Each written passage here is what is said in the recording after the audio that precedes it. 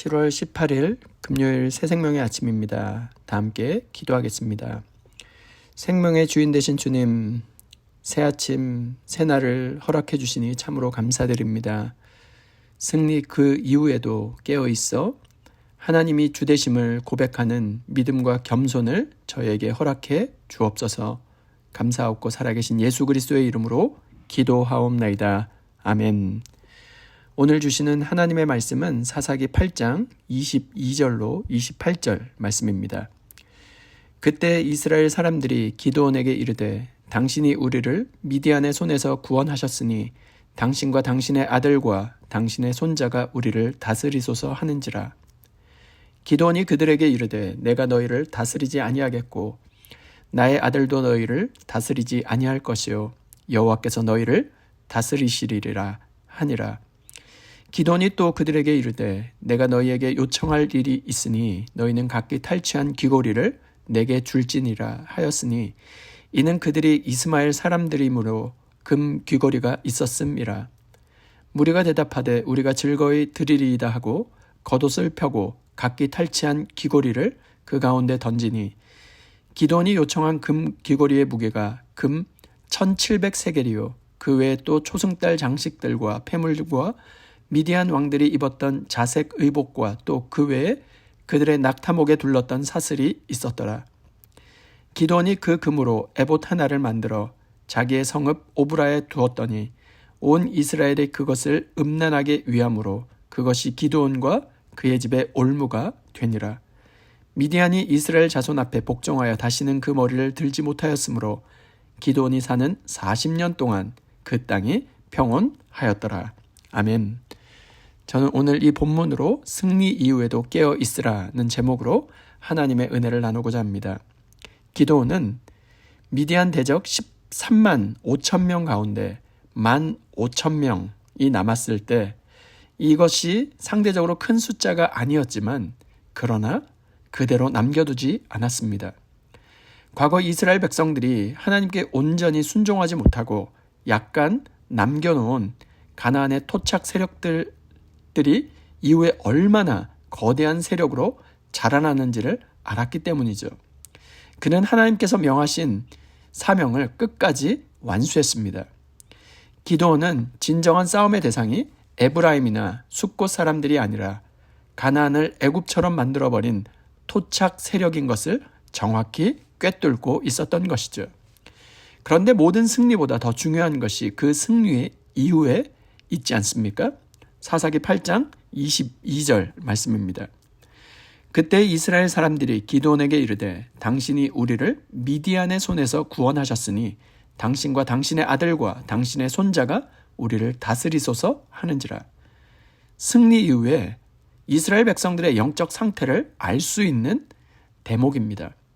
기드온에게 뭐라고 말했는가 하면 당신이 우리를 미디안의 손에서 구원하셨으니 당신과 당신의 아들과 당신의 손자가 우리를 다스리소서라고 백성들이 말하였습니다.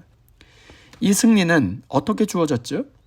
하나님께서 선택하셨던 300명의 용사로 13만 5천 명의 미디안의 대군을 무찌른 전적인 하나님의 은혜로 승리했는데 말이죠. 이스라엘 백성들은 아직도 정신을 차리지 못하고 있습니다.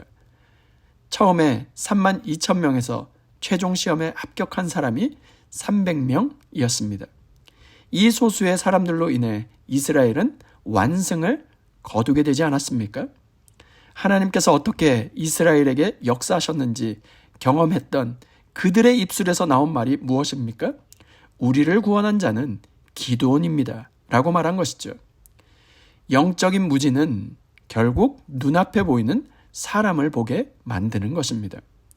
하나님께서 일하셨음에도 불구하고 사람이 한 것으로 결론을 지어버린 것이죠. 오늘 우리는 어떻습니까? 사람의 소리에 솔깃하다가 영적인 분별력을 잃어버리고 있지는 않습니까? 그들이 계속해서 하는 말이 무엇입니까? 당신과 당신의 아들과 당신의 손자가 우리를 다스리소서. 무엇을 말하고 있을까요? 당신이 이스라엘의 왕이 되어달라는 그 요청입니다. 아직 이스라엘은 고대 근동의 국가들처럼 왕정국가가 아니었습니다. 사사시대 지금 초반을 지나가고 있는데 벌써부터 이스라엘이 왕을 세우려고 하고 있었던 것이죠. 그것도 하나님이 세우시는 왕도 아니었습니다. 하나님께 아뢰고 묻지 않고 말입니다. 이때 기드온이 어떻게 이 문제를 처리해 갔을까요? 사사기 8장 23절 말씀입니다.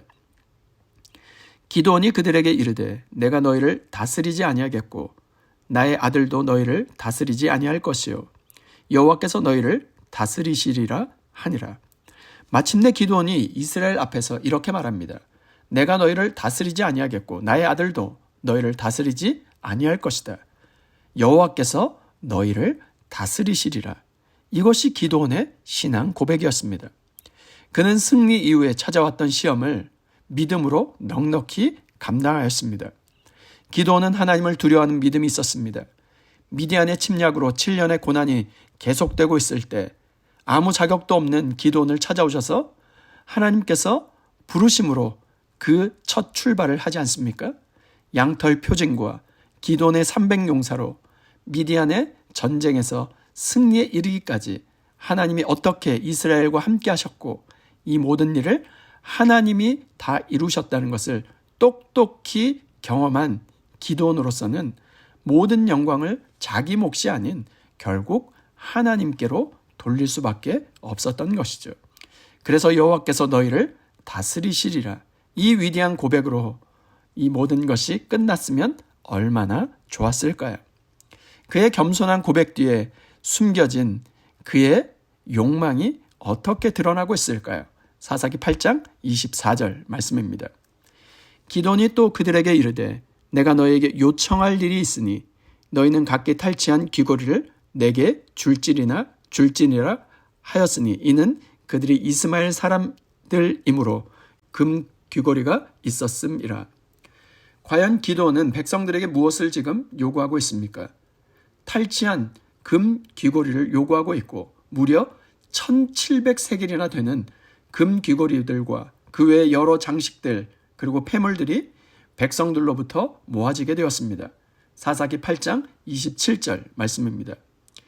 기드온이 그 금으로 에봇 하나를 만들어 자기의 성읍 오브라에 두었으니 온 이스라엘이 그것을 음란하게 위함으로 그것이 기드온과 그의 집에 올무가 되니라. 기드온은 금으로 에봇 하나를 만들어 자기 성읍 오브라에 두었습니다. 문제가 무엇일까요? 문제는 에봇이었습니다. 에봇은 기드온이 결정적으로 몰락하게 되는 그 집의 올무, 바로 영적 실패의 요인이 되었습니다. 에봇은 제사장과 관련된 예복의 한 부분입니다. 기드온은 사사이지 제사장이 아니었습니다. 제사장과 사사는 그 역할과 기능에 있어서 근본적으로 다른 영역이었습니다. 사사인 기드온이 에봇을 만들었다는 것은 정상적으로 이해할 수가 없는 부분입니다. 그는 성공 뒤에 오는 영적 자만에 빠진 것이죠. 27절에 어떻게 기록합니까? 온 이스라엘이 그것을 음란하게 위함으로 그것이 기드온과 그의 집에 올무가 되니라. 이것이 기드온을 통한 이스라엘의 평화가 40년으로 끝나버린 이유가 된 것입니다. 기드온은 미디안의 7년 통치를 종식시킨 장본인인 동시에 이스라엘 평화를 40년으로 끝내버린 사람이 된 것입니다. 말씀을 마무리하고자 합니다. 기드온은 하나님의 부르심에 순종해서 위대한 승리, 하나님의 승리를 이끌은 사람입니다. 그러나 그는 승리 이후에 찾아온 시험 앞에서 완전히 자유롭지 못했습니다. 그가 하나님께 영광을 돌리며 여호와께서 너희를 다스리시리라 그렇게 고백했지만 결국 그의 손으로 만든 에봇은 온 이스라엘과 그의 가문의 올무가 되어버린 것입니다. 하나님은 우리가 어떤 전쟁에서 이겼는지가 아니라 그 승리 이후에도 여전히 하나님을 주로 고백하며 살아가고 있는지를 눈여겨보십니다. 승리보다 더 중요한 것은 승리 이후에도 하나님의 자리를 지키는 것입니다. 오늘 우리도 삶의 고비고비마다 하나님의 은혜로 승리하게 될 것입니다. 하지만 그때 하나님만을 높이며 겸손히 주님 앞에 엎드릴 수 있기를 소원합니다. 모든 영광을 하나님께 돌리며 오직 여호와께서 다스리는 삶, 하나님만이 주인 되시는 삶을 끝까지 붙들어야 할 것입니다. 주어진 사명을 끝까지 감당하고 하나님만을 높이며 교만의 올무를 경계할 수 있기를 주님의 이름으로 축원드립니다. 그리하여 우리의 삶이 잠시 빛나는 승리의 순간으로 끝나는 것이 아니라 끝까지 신실한 믿음의 경주로 마무리될 수 있기를 주님의 이름으로 축원드립니다. 이 시간 받은 말씀과 공동의 기도 제목을 가지고 함께 기도하겠습니다. 첫 번째, 승리 이후에도 하나님만을 높이며 겸손히 주님 앞에 엎드리게 하옵소서. 두 번째, 영적 자만과 사람을 의지하려는 유혹을 물리치고 날마다 깨어있어 승리 이후에도 여전히 하나님을 주로 고백하게 하옵소서. 세 번째, 토요 새벽 예배와 주일 예배, 수요 성령 집회 모든 공예배가 성령 하나님의 임재로 주님을 대면하는 복된 예배가 되게 하여 주옵소서. 공동의 기도 제목과 각자의 기도 제목을 주님께 올려드리며 함께 기도하겠습니다.